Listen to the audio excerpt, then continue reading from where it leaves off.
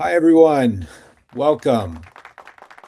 My name is Jason Flack. I'm the co-founder and CEO of Collective OS, and I am glad you're here. Thanks for joining us. This is chapter one of our owner's manual series, where the premise is simple.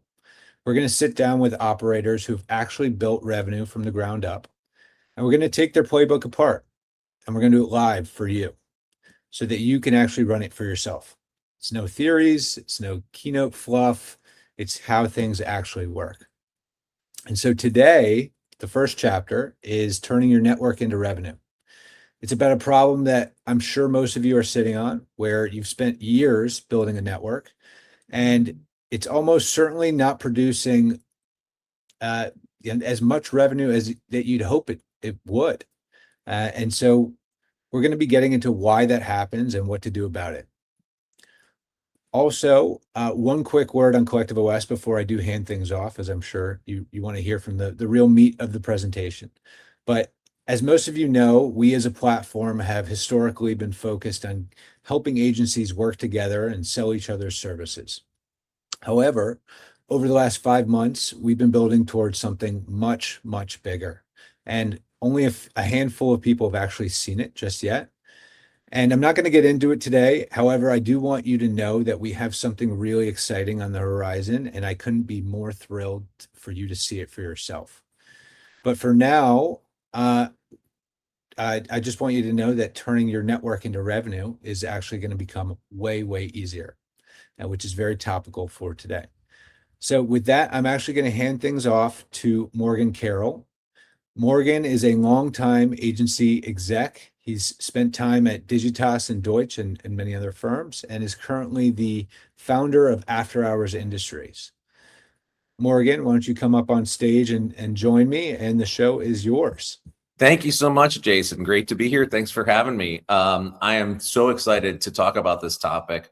But before we do, I just want to let you know I have had a chance to see, I'm one of the privileged few who's had a chance to see the amazing product that Jason and his team are building. And it is a game changer, I will say, as someone who runs their own operation, and getting to see how it works and how it could help turn your network into revenue, which is our topic today. I couldn't be more excited for others to see it as well. But I want to turn our attention to the topic we have today. And, as Jason said, everyone has that network, those names, those relationships, the people who would take your call right now.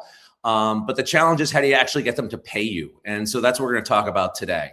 I think I would guess that your next 3 clients are already in your phone, and they're already on your LinkedIn, and they're probably just sitting there because nobody really has built the thing that turns that name into a contract that you could sign. So, we're going to talk about 3 things. We're going to talk about the gap between knowing people and getting paid by them. We're going to talk about why contacts stay contacts and never become clients. And we're going to talk about a system that can turn those relationships into revenue on purpose instead of by luck. So to do that today, I activated my network, went into my past. And I want to introduce 3 people who I've had the chance to work with and partner with over the years. I want to start with Nick Bain. Nick Bain and I worked together at Deutsch back in the early 2000s as creatives. Nick was at that time an incredibly funny writer and talented creative. And now he's the CEO and founder of the Nuance Collective. They're a brand strategy and creative agency that believes that clarity is the most undervalued asset in marketing. Prior to that, he's worked at 360i, RGA, MRY. I also worked in-house at Scott's Miracle Grow as leading brand strategy there. In addition to doing all of that, he teaches at the Denver Ad School and writes the Sunday Scaries newsletter. So very busy guy. Nick, thank you so much for being here. After Nick, is Nick going to join me on stage? Come on, Nick. Come on up. We want to see your handsome face. There we go. All right. I want to introduce Tracy Patani. Tracy and I worked together at Digitas in the 20-teens. And now she's the CEO of BSSP, Butler Scheinstern Partners, and the agency's first female chief executive. She's led iconic brands like IBM, Unilever, Levi's, Pandora, PlayStation. And she's also a boomerang. And I actually want to cover that topic today. She started her career at BSSP as an account director. And now coming back, that homecoming is incredibly interesting to talk about. But she's known for turning C-suite relationships and building them on trust and talent, and turning big strategic ideas into measurable impact. So thank you, Tracy, for being here. And then finally, last but not least, one of my oldest connections is David Gensler. David Gensler and I know each other for our days at Syracuse University, #GoOrange. Dave is currently the Chief Revenue Officer at USIM, seasoned sales executive. He's worked across digital, social, multi-channel advertising platforms. He's built high-performing sales organizations, held leadership roles at News America Marketing, Live Intent, Time Inc., Millennial Media. He's built sales strategies, organizational structures, and playing disciplines that have accelerated business performance. That's a lot of words, Dave, and that's incredibly impressive. But more than all that, he is really hands-on and recruited and developed hundreds of sales professionals, which is incredibly important, giving back as well. So thank you all for joining us today to talk about this topic. I want to start with just that distance between having those contacts and then actually turning them into a contract. We all have that network. I have my LinkedIn. I've got my my phone contacts. But why do you think no one converts it? Is it organization, lack of structure? Is it overwhelming? Don't know where to begin? Tracy, I'll start with you. Why do you think people don't convert that network into actual work? Yeah, I mean, I have a lot of empathy for the clients. I think their butts are on the line. So I think now it banks on a process that brings some level of objectivity, right? We're not in the time anymore where there's that old school sort of cronyism culture where I go and I get a new role and I hand it to, my favorite agency. I think now it's more about creating a process that can set you up for an advantage, but you may still have to pitch for it because those leaders need to bring their teams along with that. Dave, has that been your experience as well? That the process, it's not always just the network; it's the process that actually acts as a barrier to the network. Yeah, yes, hard stop. Yes, I completely agree with that. I think a lot of people confuse the concept of having contacts with having relationships. I think there's a difference there. And if you think about like LinkedIn, it's full of contacts. You think about your phone, it's God knows how many names on your phone, but neither of them really mean anything if, I don't know, if there aren't these core tenets of trust, of relevance, of, consistency of communication with them. Right. So like, I think honestly, the biggest misconception of business development is that that relationships automatically generate revenue. They don't. What relationships, in my opinion, give you is opportunities. And the revenue actually, it comes from what you do with those opportunities. And so for me, that's how I've always thought about it. And it's hard because sometimes it's awkward. It's not an easy thing. I've told my sales teams before, it's like relationships are like bank accounts, right? So it's like most people try to withdraw before they actually make some deposits. And so you got to make some deposits and spend the time working that network. Oh, that's really interesting. The bank account is a good metaphor for how you think about building those relationships. I like that. Nick, you just celebrated your year anniversary at the Nuance Collective. And, in my experience, that first year you're starting out, it's really built on your existing relationships. You've got those, like you're activating all of your old contacts. What does that look like as that starts to transition into year two? Well, I would say, I would absolutely echo what Dave said. I think contacts and relationships, I think the idea of a network runs this huge rainbow spectrum of people, right? You have everything from your actual friends who you see outside of school, and then you have idols of yours and exes and everybody in between, right? And I think for us, we've been really trying to figure out what it is that makes the best target and then working backwards from there, as opposed to sort of saying who's closest to this person or that person. Because I think one of the learnings over the past year has been that people who I might have the closest relationship with, and therefore might have been the easiest initial yes, have turned out to be the hardest clients. And so there is a bit of a be careful what you wish for, right? And, yeah, that might get you in the door faster, but then there's all of a sudden this emotional pressure that you have on making sure that, oh my gosh, am I keeping the relationship as much as I'm doing the work, and so on and so forth. It gets really muddy. Hey, Morgan, Nick, you could not be more right when you think about, like, I have relationships with like a CEO of a company, and it's like, it gets you in that door and everybody's like, oh, sweet, we're going to get this deal. And it's like, hold on, it's a conversation. That's all it is right now. Yeah, exactly. Do you really want to talk to Steve on Saturday afternoon? Because that's when he tends to call, and that's when he would absolutely want to chat with you. So true. Those calls could be tough.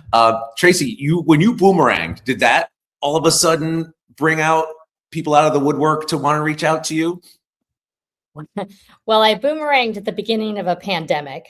So the answer is yes, but not for business, more for therapy.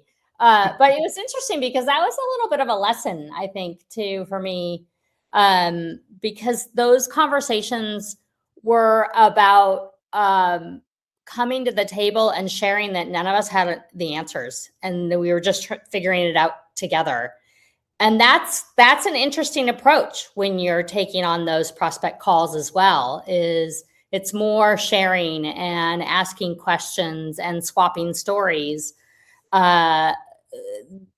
Sometimes over having a hard opinion on their business, or a soft opinion on their business, and positioning yourself against that opinion.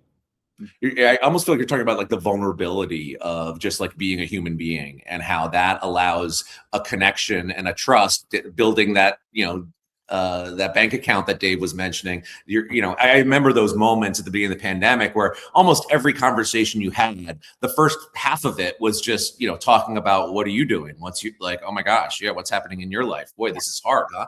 And so that's such an interesting insight that you use that to really cultivate trust and a bond that, allowed you to do, better work together. It's really cool. I want to keep us moving because I know we've got a limited amount of time, and I want to talk a little bit about Nick, you talked about how, the friendships can turn into awkward business relationships, but let's go back to the other side. Like, where's the discomfort with people, like how much of that is you just don't want to cross that boundary, that of going from a friend into a transactional relationship?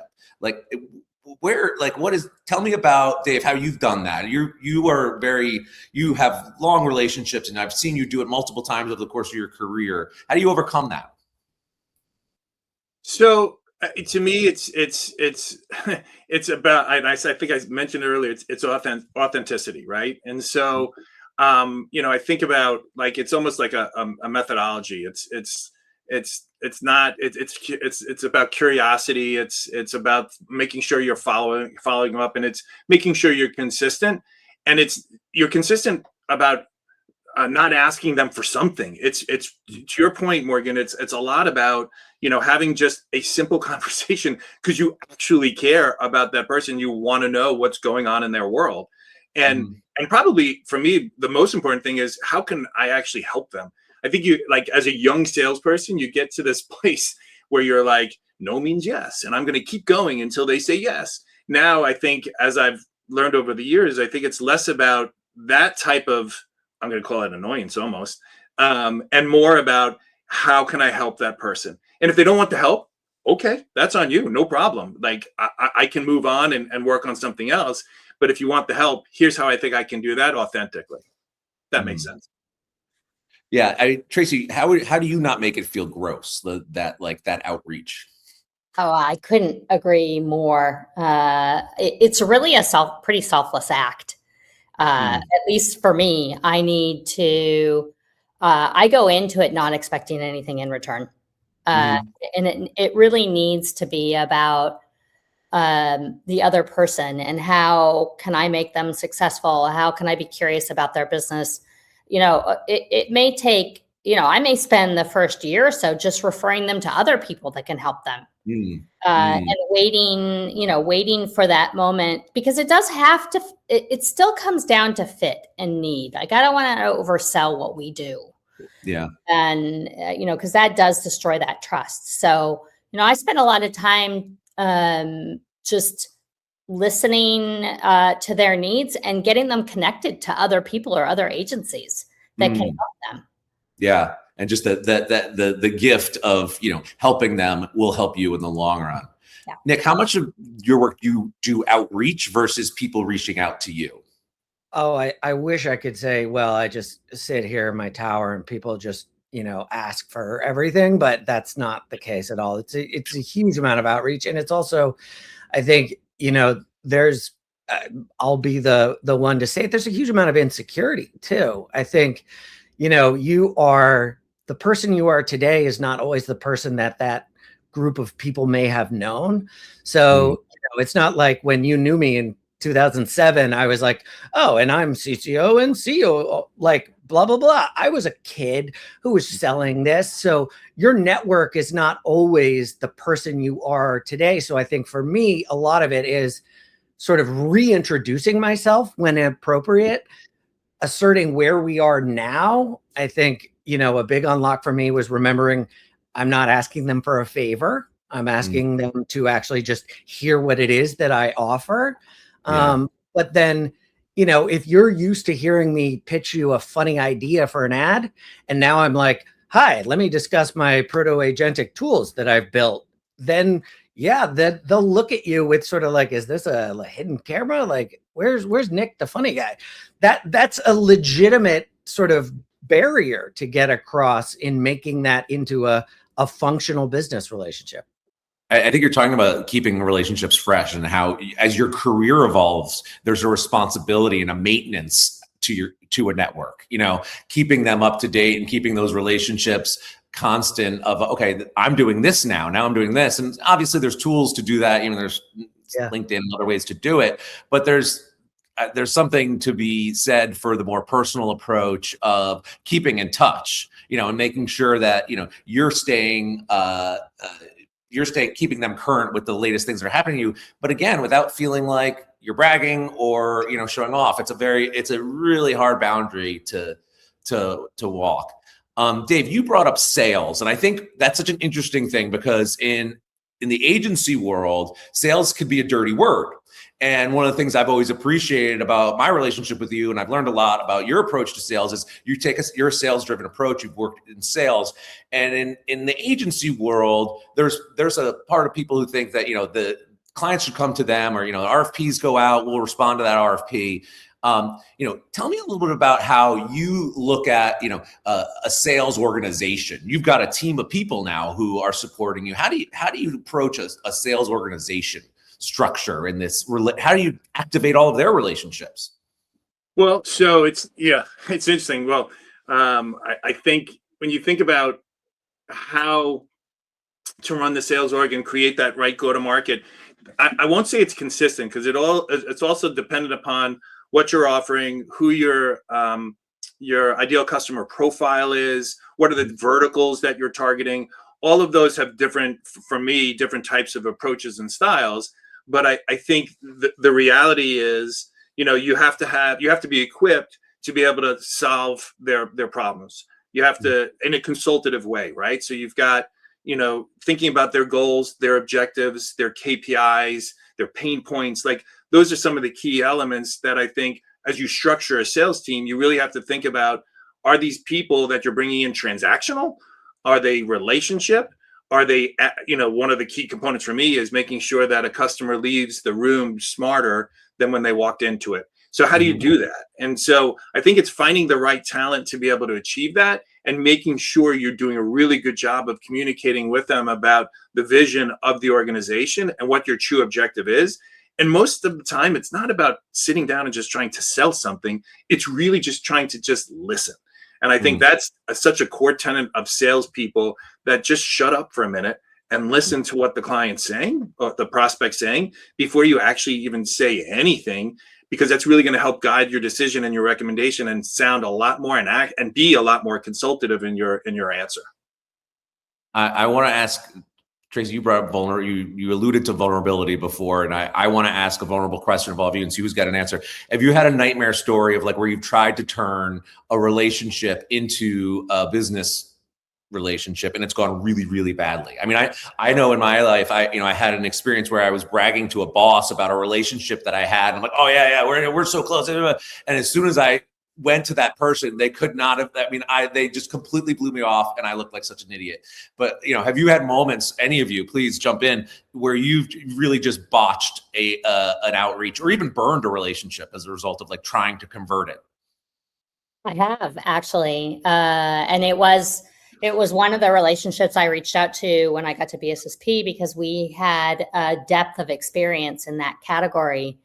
And it was a client that I thought I had a good relationship with, and she responded to me, so that's good. Something. Yeah, she also told me some tough things that I wasn't ready to hear. She told me that her experience with me in prior years was that I was always upselling, and I really reflected on that and realized that it was an interesting crossroads for me because I knew that I was operating within an organization that had very high sales culture, and so I went out on a limb beyond who I was and the way that I operate in order to succeed within that culture. But then now I own the burned bridges from that.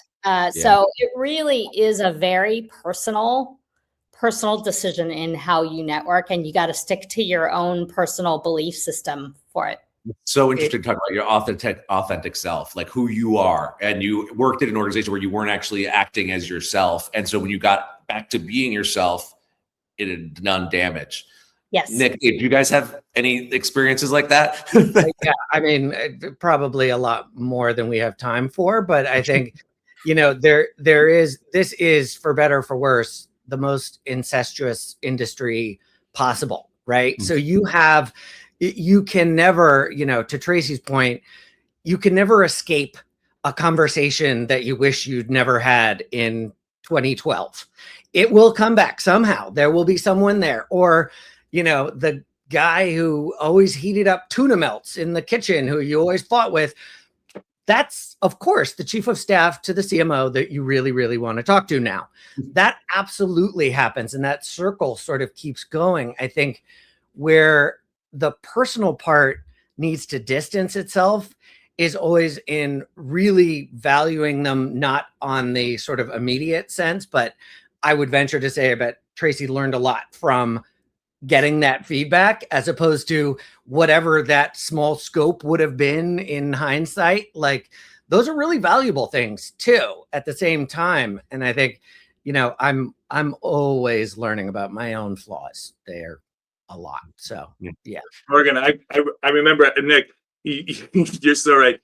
We don't have nearly enough time to go through all of them. And I think that's just part of business development in general, because you're going to get beat up a couple of times. But I do remember there one time at I'll leave specific names out of it, but a pet care company in St. Louis. And I can tell you that, as a much younger sales guy, I was always trying to be persistent and meet with the brands, but they had a structure in place where you weren't allowed to talk to brands. And I just remember I saw that someone in my LinkedIn network that I knew well was linked in with one of the VPs over there. So I asked for the connection, and he made the connection.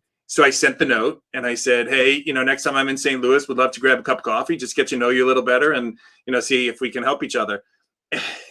He literally cut and paste that and sent it to my point of contact. And needless to say, she was not very happy with me.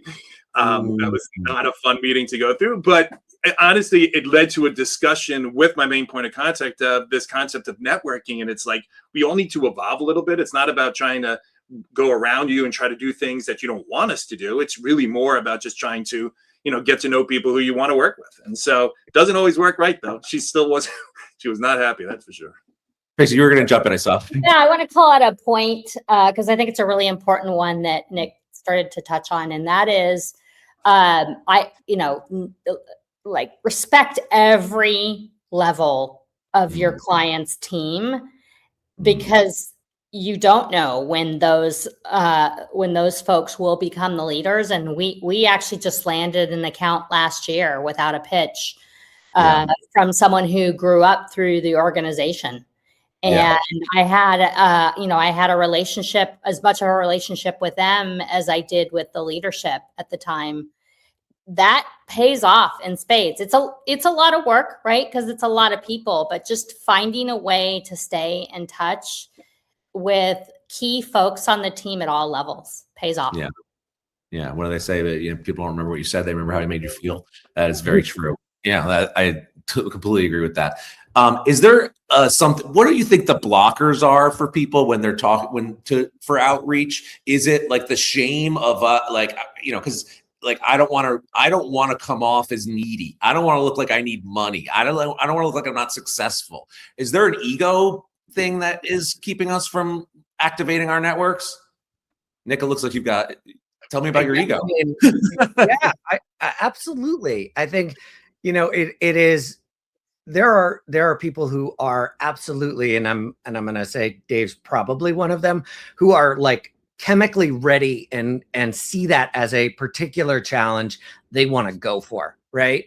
I am not one of those people. I am very good at selling you an idea, but at the hi, let me knock on your door kind of aspect of it, that's still very difficult. And I think, the big unlock, as I think I mentioned, is more of the really coming to terms with the fact that you have a lot of things to offer. You are not asking them to do you a big solid and take your call.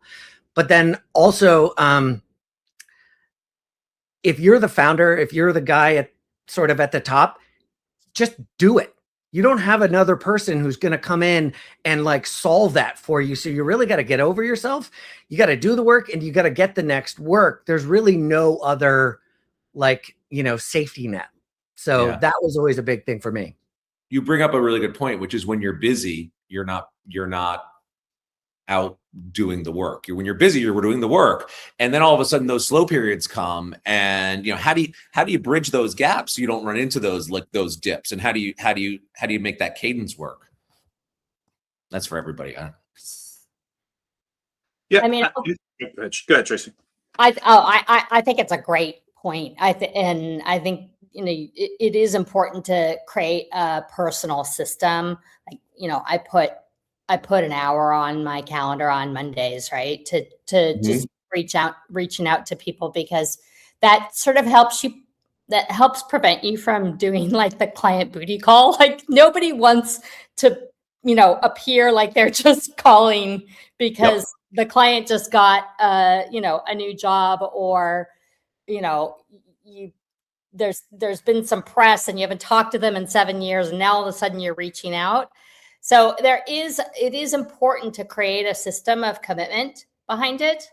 I will also say that sports is a phenomenal currency in connecting with people.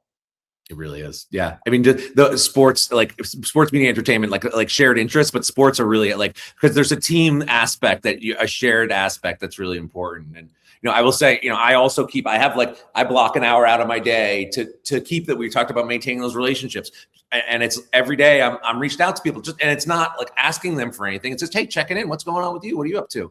And it's that maintenance is what gets you through the gaps in so many ways. Nick, you do a lot of content creation. How does that work for you in that? Yeah, I mean, personal systems is a great way to think about it. The accountability is again, no one is going to poke you and wake you up and say, you got to do this today, guy. You have to actually keep to it. For me, as a writer, the content part is actually the fun part, because I get to really sort of put what I would say in a conversation, what I've been thinking about, what we believe. I can create these sort of periodic documentations of those things and then use them. So it allows me to really hold myself to a schedule. I write a thing sort of midweek, usually Wednesdays. Then I've got something, the Sunday Scaries, I write reliably every Sunday. And that keeps me absolutely not only fighting off the people who would always be like, is this AI? It's probably AI. And so I always, I'm ready to battle that. And then also, I created this thing called like the cultural field guide, which is basically just like a whole bunch of snarky ways to look at all of the characters we all know from this industry. And that's become sort of like a thing, an object that we can then operationalize as part of our outreach. So it's a really like, it's for me the most fun top of funnel way of doing this. I enjoy all the stuff you do. So yeah, it's working. Dave, what's your system? How do you keep your relationships current, and how do you use that to keep your dips from falling in? Yeah. So, I think it for me, it all comes back to consistency. And ensuring, and more, you said it, right? Like the maintenance of it. It's keeping those relationships consistent, and always, it comes back to like those downtimes, right? You need to be busy all the time. What you're doing now is setting the table for 6 months later. And so if you're doing nothing today and you're, working tomorrow, but then you're doing nothing the next day, that consistency, it's going to lead to a pipeline that's just not consistent later on. And you're going to have these gaps within the RFPs. You're going to have gaps within opportunities that should be coming your way. And so you really need to spend that time and block that time. Every day on my calendar, I've got an hour and a half blocked. To Morgan, similar to you, is to just, think about who my prospects are, and who's connected to them. But most importantly, like I've gotten so many calls to say, hey, do you know so-and-so? Well, you're connected to him. And I'm like, yes, I do. I don't know him that well, but I'm happy to reach out. And I'd rather reach out and just say, hey, how are you? It's been forever since we talked when you were at P&G, right? Like, it's a lot more fun to have those conversations, and something comes of it, great. If something doesn't, for me, big deal. But for me, probably the most euphoric part about it is watching when you can make that connection with two people and bring them together and watch magic happen. That for me that's euphoria. And if it benefits me today, great. If it doesn't ever benefit me, big deal. It's just good karma.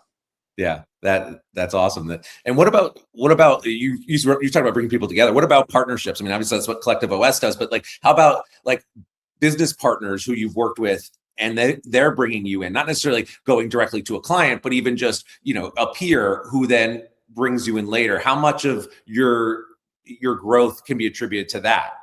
Well, for sure. By the way, and I'll tell you, at my current job, USIM, huge part of our opportunities come from creative agencies and PR agencies. We don't do that. We're a media house, and so it's so incredibly important. We've got a roster of agency partners that we've worked with that we'll either bring into opportunities or they bring us into opportunities. For me, it's the value equation, because making sure that you have common interests, because you can't work with everybody, right? And some are just not a good match. And so they have to have the same value system. I think, because if you do it right, wow, it can be such a good force multiplier of, having opportunity, way, way, way more opportunities.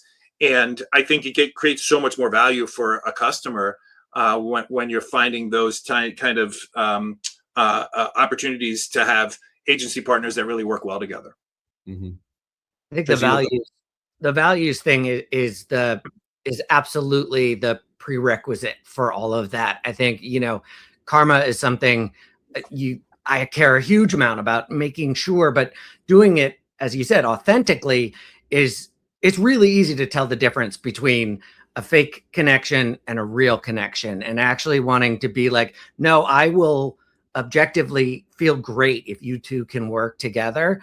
And then I think, an agency environment has these great, although the silos get a bad name, like the silos are actually good at least helping people respect each other's expertise, right? So then when you're in a situation like I'm in, where you have a bunch of other former colleagues in similar places, but that do different things, I know Dave's expertise is very different than mine. So I would love to bring him in to, again, compound our value sort of, combined. Yeah. Tracy, you were going to jump in on. It looked like you were about to say something. If not, that's okay. We can open it up for questions because we do have a couple minutes left. All right. I think we were going to try to see if we could open it up for a Q&A. And I don't know if that's going to work or not, but I'll leave it to our backstage team. I could see them working right now, trying to make that happen. So if anyone has questions, I believe you can just click on the Ask a Question microphone, and we can hear you. You can talk right to us.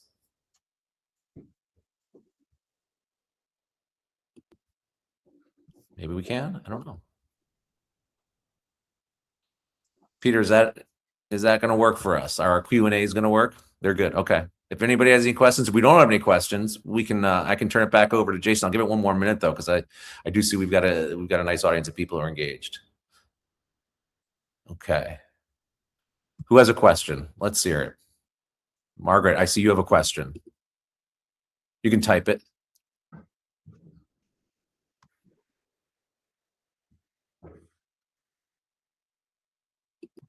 Well, we might be having our technical difficulties, and it's user error. I'm going to blame it. It's definitely user error. That's the user being me. All right. Well, Jason, why don't you come back up so we can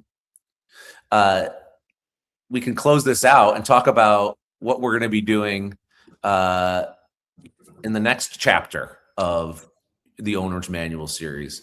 And Awesome. And I just want to thank everybody for their time today. That was such a cool conversation. I learned a lot, and now I'm going to go do it all.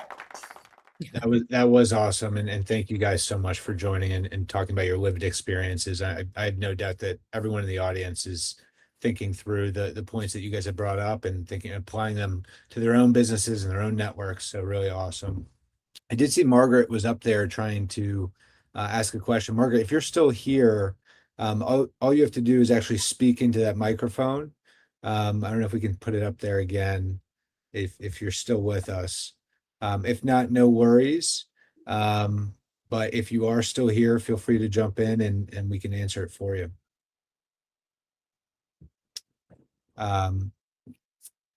Well, if we don't see her, I think we have one in the chat, Jason. Oh, there it is. Okay, awesome. Jeff asked, how do you handle when people say they want to work with you and are excited and they get swept up in the day-to-day stuff? Yeah, it's called going dark from time to time. So like completely get it. Like you have this amazing conversation and you're like, this is a no-brainer. We're going to have a great opportunity. And then you put together a proposal, you send it over, you maybe have dialogue, and then it kind of goes quiet and you're like, what the hell happened? And I don't know. I don't think there's a right or wrong answer to this. I think ultimately it's hard because it's that roller coaster of sales or business development or whatever you want to call it, or relationship building, where you're going to have those peaks and valleys. And I think when people go dark, to me, it's just again being somewhat consistent with them as to not annoying, but trying to add more value to it. So if you've given the proposal and they haven't responded, I don't pound them every day, but every once in a while I'm sending them a note as to something that would create value and something that they would appreciate me sending that has nothing to do with me necessarily. I might touch on that, any thoughts on our proposal, but it's really more about saw this article, saw this about you guys. Congratulations on this new opening, anything like that. Not about, again, it's at adding value, like, giving a gift of some kind to keep that going. It looks like we do have somebody on the mic. If they have a question, jump in. Yeah, my name's Matt. Can you guys hear me? Yes, we can. Hey, Matt. Cool. What's up? So my question is really just about more networking with my contacts, because I've been doing CPG, brand identity and packaging for 25 years. And I just started my business as well about a year ago. It's very similar to you, Nick, in terms of what you're doing. I'm just wondering, I'm now ready to start reaching out because I'm not in stealth mode. What are some of the best ways to get it started? Is my question. I guess I'll take this. So I think one of my favorite phrases is start by starting. If you wait to think of the best way to start, it'll be, a couple of years from now before you can nail down that big thing. Mhm. I would get going, and then I would really think honestly about what it is that you want people to have as their biggest takeaway from their first contact with you, because regardless of whether it's somebody you went to college with or somebody who you may or may not think is the one who clicked on your, post, all of those people need to have the most important thing that you want to have them take away, and it helps you really specify what it is that is your marketing sort of like reason to win, or reason to believe, kind of a thing. So that would be my answer. Cool. I want to build on that real quick and say that and take it a little bit broader on the start by starting. I wish as I was sort of coming up the ranks in my career, I wish that someone had taken me aside and taught me that it didn't matter what level I was at. If I got exposure to people who could make decisions, it was okay for me to stay in contact with them. And I would recommend, like, take your teams aside, sit down, and encourage them at all levels to stay in touch with clients, because they're building that for their career for the future. Mhm. Absolutely. Actually, I see there's a question in the chat too that says, do you have mentors who help that, and what have they taught you? And that's, to me, that speaks to that mentorship. And that is such a great piece of advice that I didn't know early in my career either. That's great. I'm not early career, but I do have a similar path as someone who did, because I started my own thing like super early, and it was never in a huge market. So it's really helpful to hear from some of these larger, you guys seem to have larger backgrounds in larger agency networks. So super helpful. Thank you. Thanks, man. I see there's another question in the chat about what's the minimal time to wait when your contact at a company is moving to a new company, and not wanting to push it too much. Dave, you're nodding. You got a thought on that? Yeah, I mean, it again, there's no one right answer. I think the reality is I give them a little grace, because they have to get up to speed. They're going to be into the, like, trying to ramp. And the last thing is, shit, I have to call so-and-so back. But I will say a well-placed email, within the first, I would say within the first couple of weeks, just to say, hey, congrats on the new gig. And, if there's anything I can do to be helpful for you, or by the way, if there's something that you think has value to that person's new job, send that along the way, and just saying, thought this might be helpful for you. That's it. And like, I wouldn't be doing anything more than that. Or when you do have an opportunity, I'd say a couple months later, to be able to find time with them and actually sit down and have a drink or a coffee or dinner, lunch, whatever. I think that's always good to learn more about what they're struggling with as they started onboarding. Mm-hmm. Yeah, I would say make it a benign thing, but absolutely mental availability, right, is a huge thing. So regardless of whether or not you're like, hi, I'd like to talk to you about my new offering, making sure that they remember, oh yeah, Nick, is at least going to get you that much more in their brain as they're starting to set their own landscape and figure out what they're doing with it. Mm-hmm. Yeah. True. Well, unless we have any other questions, Jason, what do you think here? I would say ditto to all the above. Seriously, I mean, that I can't really argue with anything that's been said. I think it's all very, very real advice, and I think the idea of having mentors is been critical for me personally, right? And I highly encourage anyone. I think mentors are ageless, right? It doesn't really matter how old you are. If there's someone who's done something that you're trying to do, saddle up to them.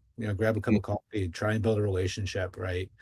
Without don't throw on the mentor term. Just sort of become friendly, right? And turn to them when it's helpful. And I know, the four people we have on stage are pseudo mentors today. So I appreciate all of you guys taking the time to really share your insights and your experience. If I can, I want to advocate the reverse mentors too. I would say there is always a caution against, as one ages, going up in age for mentors can sometimes be a bit of a hazard. Making sure that you're really keeping your conversation with those 20 years your junior will be effortlessly much better.